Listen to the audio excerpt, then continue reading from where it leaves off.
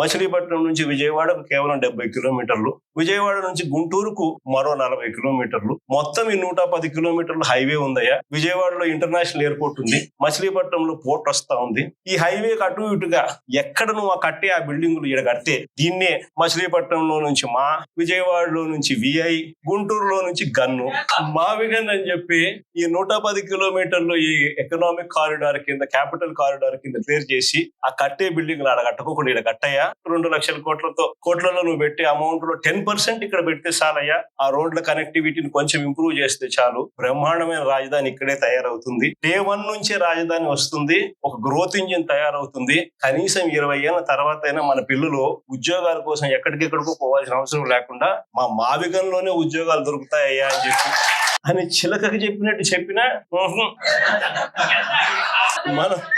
మనం ఎంత బాగా చెప్పినా గానీ, ఎంత లౌక్యంగా చెప్పినా గానీ ఎందుకు వద్దు? కారణం ఆడ 2 లక్షల కోట్ల వర్కులు, మొబిలైజేషన్ అడ్వాన్స్ 10%, అందులో 8% తీసుకోవడం. ఈ ఆదాయాలు అనేటివి ఉండవు కదా మావిగన్ అంటే, కాబట్టి వద్దు. దాంట్లో కాంట్రాక్టర్లు ఎవడు అంటే ఒకడు ఈనాడు వియంకుడు, ఇంకొకడు బలుసు శ్రీనివాసరావు, ఇంకో బినామీ, అంత ఇల్లే దోచుకోవడం, పంచుకోవడం, తినుకోవడం. అందుకని జగన్ ఏం చెప్పినా ఇంకొక ఆయన ఆంధ్రజ్యోతి ఆయన నుంచి ఆయనకు ఎంత బాధం, దోచుకునేది, పంచుకునేది, తినుకునేది కట్ అయిపోతుంది అని చెప్పి ఆయనకి ఎంత బాధ. వైఎస్ఆర్సీపీ శ్రేణులందరి మీద అన్యాయమైన మాటలు, దుర్మార్గమైన మాటలు మాట్లాడతారు. అసలు నిజం చెప్పాలని నేను ఇదే రాధాకృష్ణకి చెప్తా ఉండ, నువ్వు అన్న మాటలు రేపొద్దున మా ప్రభుత్వం వచ్చినాక నిన్ను తిప్పని వైఎస్ఆర్సీపీ శ్రేణులను, వైఎస్ఆర్సీపీ కార్యకర్తల భార్యలంటే నీకు అంత అలుసుగా కనిపిస్తోందా రాధాకృష్ణ? ఎవరికైనా వాళ్ళకైనా భార్యలు ఉంటారు. వారి భార్యలను ఉద్దేశించి మనలో ఎవరైనా కానీ మనమైనా కూడా అలా మాట్లాడితే వాళ్ళకి నచ్చుతుందా? ఎవరికి నచ్చదు. నచ్చినప్పుడు అలాంటి మాటలు మాట్లాడేదానికి, కనీసం అలాంటి మాటలు మాట్లాడినప్పుడు తప్పు అని చెప్పి కనీసం ఈ నాయకులన్నా చెప్పాలి కదా. ఈ చంద్రబాబు నాయుడు చెప్పడు, ఈ లోకేష్ చెప్పడు, ఇలా దత్తపుత్రుడు చెప్పడు. ఎంత సిగ్గు లేకోకుండా ఆ రాధాకృష్ణ తప్పుడు మాట్లాడితే ఆ తప్పుడు మాటలకు సమర్థిస్తుంది. రాష్ట్రంలో పరిస్థితుల గురించి నేను చెప్పాల్సిన అవసరం లేదు. బహుశా ఈ రోజు రాష్ట్రంలో పరిస్థితి ఏమిటి, చంద్రబాబు నాయుడు గారి పరిపాలన ఎలా ఉంది అన్నది నాకన్నా కూడా, మీలో ఎవరికి మైక్ ఇచ్చినా కూడా నాకన్నా చక్కగా చెప్తారు. చంద్రబాబు నాయుడు గారు ఎన్నికలప్పుడు తాను ఏం చెప్పాడు, ఎన్నికలు అయిపోయి ఇవాళ 2 సంవత్సరాలు అయిపోయింది. 3వ సంవత్సరానికి సంబంధించిన బడ్జెట్ కూడా ప్రవేశపెట్టాడు. మామూలుగా ప్రతి ప్రభుత్వము కూడా 5 బడ్జెట్లు ప్రవేశపెట్టే అవకాశం ప్రజలు ఇస్తారు. అలాంటిది చంద్రబాబు నాయుడు గారికి 3 బడ్జెట్లు ఇప్పటికే ప్రవేశపెట్టాడు. అంటే ఇక మిగిలి ఉన్నది కేవలం 2 బడ్జెట్లు. ఈ 3 బడ్జెట్లు తాను ప్రవేశపెట్టిన పరిస్థితుల మధ్య చంద్రబాబు నాయుడు గారి ఈ 2 సంవత్సరాల పరిపాలన కూడా ఒకసారి పూర్తి చేసిన పరిస్థితుల మధ్య, 3వ బడ్జెట్ లో కూడా అదే రకమైన మోసాలు చేస్తా ఉన్న పరిస్థితుల మధ్య ఒకసారి రాష్ట్రాన్ని గమనిస్తే, చంద్రబాబు నాయుడు గారి పరిపాలన గమనిస్తే ఈరోజు మనకు కనిపించేటివి ఏమిటి అని అంటే, సూపర్ 6లు అన్నాడు, సూపర్ 7లు అన్నాడు. ఎన్నికలకు ముందు ఇంటింటికి వెళ్లి ప్రతి ఇంటికి బాండ్లు ఇచ్చినాడు. ఆ బాండ్ల మీద పవన్ కళ్యాణ్ గారి సంతకము, ఈయన సంతకము, ఇద్దరు సంతకాలు పెట్టిన బాండ్లు ఇచ్చిన. త్రికరణ శుద్ధితో మేమిద్దరం కలిసి ప్రమాణం చేస్తా ఉన్నాము, జూన్ 2024 నుంచి మీ ప్రతి ఇంటికి ఇవన్నీ వస్తాయి అని చెప్పి ఏకంగా బాండ్, అలాంటి బాండ్లు ఇచ్చి సూపర్ 6లు, సూపర్ 7లు అని చెప్పి ఇవాళ అవన్నీ కూడా పూర్తిగా మోసాలుగానే మిగిలిపోయిన పరిస్థితుల మధ్య ఈ రోజు మనం చంద్రబాబు నాయుడు గారి పరిపాలనలో మనం చూస్తాం. మేనిఫెస్టో అన్నది మన హయాంలో, మేనిఫెస్టో అన్నది ఒక భగవద్గీత కిందనో, ఒక బైబిల్ కిందనో, ఒక ఖురాన్ కిందనో భావిస్తూ 99% హామీలు నెరవేర్చినాము అని చెప్పి ప్రజల దగ్గరికి గర్వంగా తలెత్తుకుని చెప్పిన పరిస్థితి మన పార్టీ, మన హయాంలో జరిగితే, మేనిఫెస్టో అన్నది చెత్తబుట్టలో పడేసిన పరిస్థితులు మళ్ళీ ఈ రోజు కేవలం మారిందల్లా ఒక జగనే. జగన్ ఉన్నప్పుడు పరిస్థితి ఏమిటి, జగన్ లేకపోతే పరిస్థితి ఏమిటి అన్నది మాత్రమే తేడా. గమనించినట్లయితే ఈ రోజు పరిస్థితి ఏమిటి అని అంటే, గతంలో చంద్రబాబు నాయుడు గారు చెప్పినట్టుగా జగన్ ఇచ్చేటివన్నింటినీ ఇస్తాను, జగన్ ఇచ్చేటివే కాకుండా అంతకు మించి సూపర్ 6లు, సూపర్ 7లు ఇస్తానని చెప్పిన పెద్ద మనిషి ఈ రోజు పరిస్థితి ఏమిటి అని అంటే, బిర్యానీ పెట్టలేదు ఎలాగూ, ఉన్న పలావ్ కూడా పోయింది అని చెప్పి ఈ రోజు ప్రతి ఇంట్లో కూడా చర్చ ఇదే మాదిరిగానే జరుగుతా ఉంది. ఒకవైపునేమో సూపర్ 6లు, సూపర్ 7లు మోసాలుగానే మిగిలిపోయిన పరిస్థితులు, మరోవైపున మన పథకాలన్నీ కూడా రద్దయిపోయి ఈ రోజు పూర్తిగా చిన్నాభిన్నమైపోయిన పరిస్థితుల మధ్య మధ్య గ్రామీణ ఆర్థిక వ్యవస్థ ఈ రోజు కనిపిస్తా ఉంది. విద్య, వైద్యం, వ్యవసాయం, సుపరిపాలన, లా అండ్ ఆర్డర్, సంక్షేమం, అభివృద్ధి ఇవన్నీ కూడా ఈ రోజు తిరోగమనంలోనే కానీ ఎక్కడా కూడా ఫలాని మంచి చేశాము అని చెప్పే పరిస్థితి పోయి ఈ రోజు ఎక్కడ చూసినా కూడా తిరోగమనమే కనిపిస్తుంది. ఇంకో ఆశ్చర్యకరమైన విషయం ఏమిటో తెలుసా? మన 5 సంవత్సరాల కాలంలో మనం 3,31,000 కోట్లు మనం అప్పులు మనం చేస్తే ఆ 3,31,000 కోట్లలో 2,73,000 కోట్లు నేరుగా మీ జగన్ బటన్లు నొక్కడం, నా అక్క చెల్లెమ్మల కుటుంబాల ఖాతాల్లోకి నేరుగా డబ్బులు వెళ్ళిపోవడం చూశాం. ఆ 2,73,000 కోట్లు ఎవరి అకౌంట్లలోకి పోయాయి, వారి ఆధార్ నెంబర్లు ఏమిటి అని కూడా మనం ఇవ్వగలుగుతాం. అంతగా మనం 3,31,000 కోట్లు అప్పు తెస్తే 2,73,000 కోట్లకు ఈ మాదిరిగా మనం జమ ఖర్చు కూడా ఇవ్వగలుగుతాం ఆధార్ నెంబర్లతో సహా. కానీ ఇదే చంద్రబాబు నాయుడు గారు ఈ 2 సంవత్సరాలు తిరక్క మునిపి మనం 5 ఏళ్లలో 3,31,000 కోట్లు అప్పు చేస్తే ఈయన 2 సంవత్సరాలు తిరక్క తలికే 3,52,000 కోట్లు తాను చేసిన గ్రాస్ అప్పులు, తాను చేసిన కమిటెడ్ అప్పులు ఏకంగా 3,52,000 కోట్లు దాటాయి. మరి ఈ 3,52,000 కోట్లు ఏమైనాయి? ప్రజలకు ఎందుకు బటన్లు లేవు? ప్రజల ఖాతాల్లోకి ఎందుకు రావడం లేదు? ఈ డబ్బంతా ఎక్కడికి పోతా ఉంది? ఎవరి జోబీల్లోకి డబ్బంతా పోతా ఉంది అన్నది ఈ రోజు ప్రతి ఇంట్లో కూడా చర్చనీయాంశమే. ఆశ్చర్యం కలిగించే విషయాలు ఇవన్నీ. మన హయాంలో మనం ఎలా చేయగలిగాము? జగన్ హయాంలో జగన్ ఎలా చేయగలిగాడు? జగన్ వెళ్ళిన తర్వాత చంద్రబాబు నాయుడు ఎందుకు చేయలేకపోతా ఉన్నాడు అన్నది ఈ రోజు ప్రతి ఇంట్లో కూడా చర్చ జరుగుతుంది. ఎందుకో తెలుసా? జగన్ చేయగలిగాడు, చంద్రబాబు నాయుడు ఎందుకు చేయలేకపోతా ఉన్నాడు? కారణం ఒకటే, రాష్ట్రానికి రావాల్సిన ఆదాయాలు జగన్ హయాంలో పుష్కలంగా రాష్ట్రానికి సంబంధించిన ఆదాయాలు రాష్ట్రానికి వచ్చేటివి. ఈ రోజు చంద్రబాబు నాయుడు గారి హయాంలో ఎక్కడ చూసినా గానీ దోచుకో, పంచుకో, తినుకో. రాష్ట్రానికి సంబంధించిన ఆదాయాలు రాష్ట్రానికి వచ్చే పరిస్థితే లేదు. రాష్ట్రానికి సంబంధించిన ఆదాయాలన్నీ కూడా వీళ్ళు దోచుకోవడానికి, వీళ్ళు పంచుకోవడానికి, వీళ్ళు తినుకోవడానికి సరిపోతా ఉన్నప్పుడు రాష్ట్రానికి సంబంధించిన ఆదాయాలు రాష్ట్రానికి రానప్పుడు రాష్ట్రం పరిస్థితి ఏమిటి? ఇదే పరిస్థితి. ఎక్కడ చూసినా ఈ రోజు కనిపించేది ఏమిటి? Liquor mafia. ఎక్కడ చూసినా లిక్కర్ మాఫియా. ఏ గ్రామంలో చూసినా బెల్ట్ షాపులు. 1 కాదు, 2 కాదు, 3 కాదు, 4 కాదు. మళ్ళీ పోలీసుల దగ్గరుండి ఆ బెల్ట్ షాపులు అమ్మించే కార్యం. ఆ బెల్ట్ షాపులో ఎక్కడా కూడా ఎంఆర్పి రేటుకి అమ్మరు. ఎంఆర్పి ప్లస్ 10 రూపాయల, ఎంఆర్పి ప్లస్ 20 రూపాయలు. గవర్నమెంట్ కి రావాల్సిన ఆదాయాలు గవర్నమెంట్ కి రావడంలో ఇలా జోబీలు లేకపోయే కార్యక్రమం. అక్కడి నుంచి మొదలు పెడితే ఇసుక, మట్టి, సిలికా, క్వాడ్స్, లాటరైట్, గ్రెనైట్, చివరికి చికెన్ అమ్మాలన్నా కూడా వీళ్ళకి రావాల్సింది వీళ్ళకి ఇస్తేనే చికెన్ అమ్ముతా ఉన్నారు మార్కెట్. అదర్వైజ్ చికెన్ కూడా అమ్మించడంలో చాలా నియోజకం ఆ స్థాయిలో దోచుకుంటా ఉన్నారు. అధిక ధరలకు పీపీఏలు, పవర్ పర్చేస్ అగ్రిమెంట్స్. మన హయాంలో మనం ₹2.49 రైతులకు మరో 25-30 సంవత్సరాల పాటు ఉచిత కరెంట్ అన్నది రైతులకు ఒక హక్కుగా, రాష్ట్ర ప్రభుత్వం మీద భారం పడకుండా రైతులకు ఒక హక్కుగా అందించాలన్న ఆరాటంతో ₹2.49 మనం పీపీఎల్ చేస్తే ఆ రోజు నానా యాగి చేసిన వీళ్ళు ఈ రోజు ₹4.60 పీపీఏ చేస్తాం. ₹4.60 యాడ ₹2.49 ఎక్కడ ₹4.60 కళ్ళ ముందరే కనిపిస్తా ఉన్నాయి. ప్రభుత్వ భూములు పప్పులు బెల్లాలకు అమ్మేస్తా ఉన్నారు.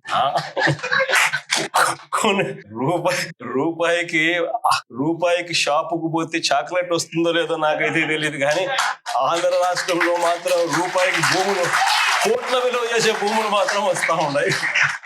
కళ్ళ ఎదిటే రిషికొండకు ఆపోజిట్ 50 ఎకరాల భూమి, ప్రభుత్వ భూమి, తన సొంత బంధువుకు విశాఖపట్నం ఎంపీకి 5,000 కోట్ల విలువ చేసే భూమిని శనిక్కాయలకు, బెల్లాలకి అసలు అది కూడా ఉరికనే రెగ్యులరైజేషన్. ఆశ్చర్యం నాకైతే. అంత దారుణంగా రాష్ట్రానికి సంబంధించిన భూములు కాజేస్తా ఉన్నారు. ఇక అమరావతి గురించి నేను చెప్పాల్సిన పని. అమరావతిలో ఏం జరుగుతా ఉంది అన్నది, ఎంతటి దారుణమైన స్కాములు జరుగుతా ఉన్నాయన్నది మనలో అందరికీ కూడా ఇప్పటికీ అర్థమైంది. స్క్వేర్ ఫీట్ కట్టడానికి 5 స్టార్ ఫెసిలిటీస్ తో హైదరాబాద్ లో గానీ, చెన్నైలో గానీ, బెంగళూరులో గానీ ఎక్కడైనా కూడా కట్టడానికి అయ్యే ఖర్చు 4,500 దాటి. ఇది 5 స్టార్ లాబీస్, ఇటాలియన్ మార్బుల్ ఈ స్థాయిలో కట్టే కార్యక్రమాలు చేసినా కూడా అమరావతిలో మాత్రం 12,000, 14 అడుగు రోడ్లు వేస్తా ఉన్నారు. 6 లేన్ రోడ్. నేషనల్ హైవేలు టెండర్లు పిలిస్తే 20 కోట్లు వస్తా ఉంది. ఇక్కడ మాత్రం 53 కోట్లు లేను. ఎక్కడా లేని స్కాములు. ఎవరి స్కాముల్లో భాగస్తులు అని అంటే సాక్షాత్తు రాము, ఈనాడు వియంకుడు, బిఎస్ఆర్, బలుసు శ్రీనివాస్, చంద్రబాబు చంద్రబాబు నాయుడు బినామీ,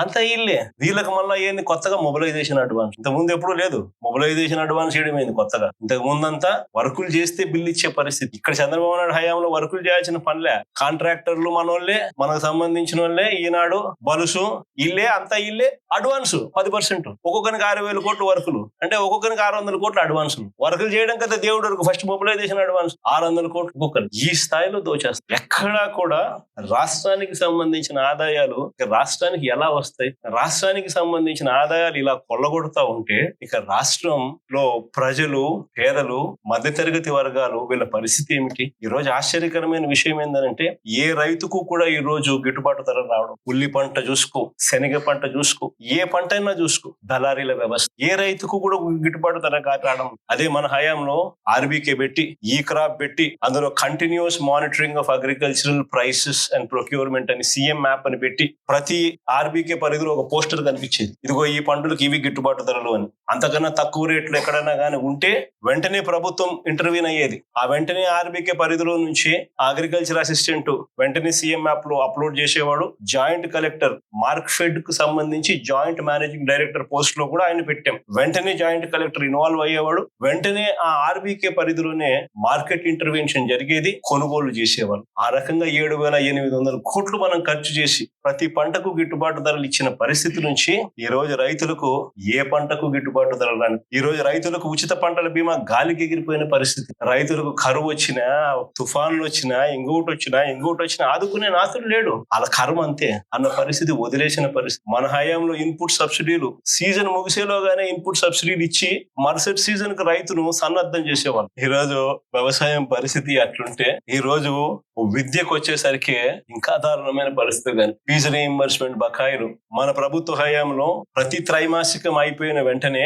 ప్రతి 3 నెలలకు ఒకసారి ఆ త్రైమాసికం అయిపోయిన వెంటనే మరుసటి త్రైమాసికం లేక వచ్చేసరికి ఇంతకు ముందు త్రైమాసికానికి సంబంధించిన డబ్బులు తల్లుల ఖాతాల్లోకి నేరుగా పడి ఫీజు రీయింబర్స్మెంట్ కింద విద్యా దీవెన, వసతి దీవెన ఈ రెండు కూడా క్రమం తప్పకుండా ఇచ్చేవాళ్ళం మన ప్రభుత్వ హయాంలో. ఈ రోజు పరిస్థితి చూస్తే ఏకంగా ఇప్పటికే ఈ సంవత్సరానికి సంబంధించిన బడ్జెట్ కూడా లెక్కేసుకుంటే 10,000 కోట్ల అవసరం ఉంటే బడ్జెట్ లో 2,600 కోట్లు పెట్టి అది ఎంత ఇస్తారో తెలీదు. పిల్లలకు ఈ రోజు చదువులు మానేస్తా ఉన్న పరిస్థితి. తల్లిదండ్రులు ఈ రోజు పిల్లల్ని చదివించాలంటే చదివించలేము అని చెప్పి పిల్లలు చదువులు ఆపించేసి వాళ్ళని పనులకు పంపించే పరిస్థితిలోకి తల్లిదండ్రులు. విద్యా దీవెన పరిస్థితి అది, వసతి దీవెన పరిస్థితి అది, నాడు నేడు స్కూళ్లలో పూర్తిగా ఆగిపోయిన పరిస్థితి. గోరుముద్ద అన్నది మనం పిల్లలకు బ్రహ్మాండమైన భోజనం పెట్టాలి అని చెప్పి ఆలోచనతో మనము చేస్తే ఈ రోజు గోరుముద్ద అన్నది కనుమరుగైపోయిన పరిస్థితి. 8వ తరగతికి వచ్చేసరికి పిల్లల చేతుల్లో ట్యాబులు కనిపించేటివి. ప్రతి స్కూలు ఇంగ్లీష్ మీడియం. నాడు నేడుతో 6వ తరగతి నుంచి ప్రతి class digitized class room. Government స్కూళ్లు ప్రైవేట్ స్కూళ్లతో పోటీ పడలేరు అన్న పరిస్థితిని మార్చేసి ప్రైవేట్ స్కూల్ గవర్నమెంట్ స్కూళ్లతో పోటీ పడే పరిస్థితి మన ప్రభుత్వ హయాంలో మనం తీసుకొస్తే ఈ రోజు స్కూళ్ళన్నీ కూడా నిర్వీర్యం అయిపోతా ఉన్న పరిస్థితి కళ్ళెదుటే. కానీ ఇక వైద్యం గురించి నేను చెప్పాల్సిన పనుల. ఆరోగ్యశ్రీ అన్నది మన హయాంలో ఏకంగా 25 లక్షలకు పెంచినాం. 3,300 ప్రొసీజర్లను తీసుకొచ్చినాం. ఏ పేదవాడైనా, ఏ మధ్య తరగతి వాడైనా కూడా వైద్యం బాగోలేకపోతే ఆ పేదవాడు అప్పుల పాలయ్యే పరిస్థితి ఏనాటికి రాకూడదు అని ఆ పేదవాడిని చెయ్యి పట్టుకొని నడిపించే కార్యక్రమం చేసినాం. వైద్యం చేయించడమే కాకుండా వైద్యం అయిపోయిన తర్వాత రెస్ట్ తీసుకునే దానికోసం ఆరోగ్య ఆసరా అని చెప్పి నెలకు 5,000 రూపాయల డబ్బులు చేతిలో రివర్స్ పెట్టి పంపించే వాళ్ళం మన హయాంలో. ఈ రోజు నెట్వర్క్ హాస్పిటల్లో మాకు 3,200 కోట్లు బకాయిలు ఉన్నాయి. చంద్రబాబు నాయుడు గారు ఈ బకాయిలు ఇవ్వకపోతే మేము చేతులు ఎత్తేస్తున్నాము, మేము బోర్డు తిప్పేస్తా ఉన్నాము అని చెప్పి ఏకంగా స్ట్రైకులు చేస్తా ఉన్న పరిస్థితి. పేదవానికి ఈ రోజు ఆరోగ్యం అందుతా ఉన్నా అందకపోయినా కానీ కనీసం ఆలోచన చేసే నాతులు కూడా ఈ రోజు రాష్ట్రంలో. ఇలా ఏ వ్యవస్థ చూసుకున్నా ఎక్కడా కూడా మంచి కనపడడంలా, అన్ని కూడా తిరోగమనమే కనిపిస్తా ఉన్నాయి. రాష్ట్రానికి సంబంధించి ప్రభుత్వం బాధ్యతగా చేయాల్సినవి ఏవి కూడా బాధ్యతలు నిర్వర్తించడంలో నాడు నేడు ఆగిపోయింది. మెడికల్ కాలేజీలు అమ్మేస్తా ఉన్నారు. ముఖ్యమైన రాయలసీమ లిఫ్ట్ వంటి ప్రాజెక్టులన్నీ కూడా చేయకుండా ఆపేసిన కార్యక్రమాలు కనపడతా ఉన్నాయి. రైతుల గురించి పట్టించుకునే నాతుడు లేదు, పిల్లల గురించి పట్టించుకునేవాడు లేడు, అక్క చెల్లెమ్మల గురించి పట్టించుకునేవాడు లేడు. చివరికి అక్క చెల్లెమ్మలకు పొదుపు సంఘాలకు 0 వడ్డీ డబ్బులు కూడా ఇవ్వని పరిస్థితి. స్కీముల కదా దేవుడు ఎరుగు, కనీసం 0 వడ్డీకి డబ్బులు కూడా ఇవ్వని పరిస్థితిలోకి అక్క చెల్లెమ్మలు మొత్తం నిర్వీర్యం అయిపోయిన పరిస్థితులు ఈ రోజు రాష్ట్రంలో కనిపిస్తాయి. ఇలాంటి ఇలాంటి పరిస్థితుల మధ్య వైఎస్ఆర్ కాంగ్రెస్ పార్టీ శ్రేణులు ప్రజల తరపున పోరాటం చేయడానికి వైఎస్ఆర్సీపీ జెండాను చేత పట్టుకుని ప్రజలకు అండగా తోడుగా మేము ఉన్నాము అని చెప్పి ఈ రోజు వైఎస్ఆర్సీపీ పార్టీ రాష్ట్ర వ్యాప్తంగా ప్రజలకు తోడుగా ఉందని చెప్పి గర్వంగా కూడా ఇలాంటి పరిస్థితుల మధ్య చూస్తా కన్ను మూసుకొని కన్ను తెరిసేసరికి ఇక సగం టర్మ్ అయిపోయింది. 5 ఏళ్ల కాలంలో సగం టర్మ్ అయిపోయింది. మిగిలినది మరో సగం టర్మే. ఈ సగం టర్మ్ లో కూడా ఇంకొక సంవత్సరం దాటితే రేపు సంవత్సరం చివరిలోకి వచ్చేసరికి నా పాదయాత్ర కూడా స్టార్ట్ అవుతుంది.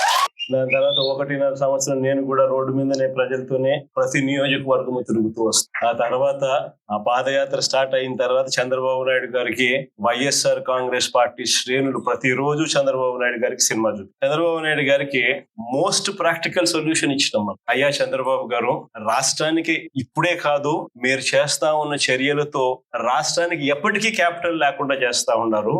అలా చేయడం వల్ల రాష్ట్రానికి అసలు క్యాపిటల్ అనేది ఉండదు మీ వల్ల. దయచేసి ఇది మానుకోండి. అమరావతి అని చెప్పి నువ్వు రైతులను మోసం చేస్తా ఉండవు. అమరావతి అని చెప్పి నువ్వు ప్రజలను మోసం చేస్తా ఉండవు. ఆ అమరావతిలో రోడ్లు వేయడానికే, కరెంట్ వేయడానికే, డ్రైనేజ్ వ్యవస్థ నెలకొల్పడానికే, నీళ్లు ఇవ్వడానికే, ఇలాంటి బేసిక్ వసతులు కల్పించడం కోసమే నువ్వంతటి నువ్వే ఎకరాకు 2 కోట్లు ఖర్చు అవుతుంది అని చెప్పి నువ్వంతటి నువ్వే సెంట్రల్ గవర్నమెంట్ కు డిపిఆర్లు ఇచ్చినావు. నువ్వంతకు నువ్వే బ్యాంకులకు డిపిఆర్లు ఇచ్చినావు. ఈ లెక్కన 50,000 ఎకరాలకే 1,00,000 కోట్లకే దిక్కు లేదనుకుంటే మరో 50,000 ఎకరాలు అని చెప్పి నువ్వు మళ్ళా తీసుకుంటూ 1,00,000 ఎకరాల అమరావతి అని చెప్తూ ఆ 1,00,000 ఎకరాలకు 2,00,000 కోట్లు తేవాలి అని అంటే ఆ 2,00,000 కోట్లతో నువ్వు నిరంతరం రోడ్లు వేస్తానే ఉంటావు. నువ్వు నిరంతరం కరెంట్ ఇచ్చే కార్యక్రమమే జరుగుతూ ఉంటది. నువ్వు నిరంతరం డ్రైనేజ్ పనులే చేస్తా ఉంటావు. నువ్వు నిరంతరం నీళ్లు ఇచ్చేదాని కోసమే నువ్వు అవస్థ పడతా ఉంటే ఇక రాజధాని ఎప్పుడు వస్తుంది?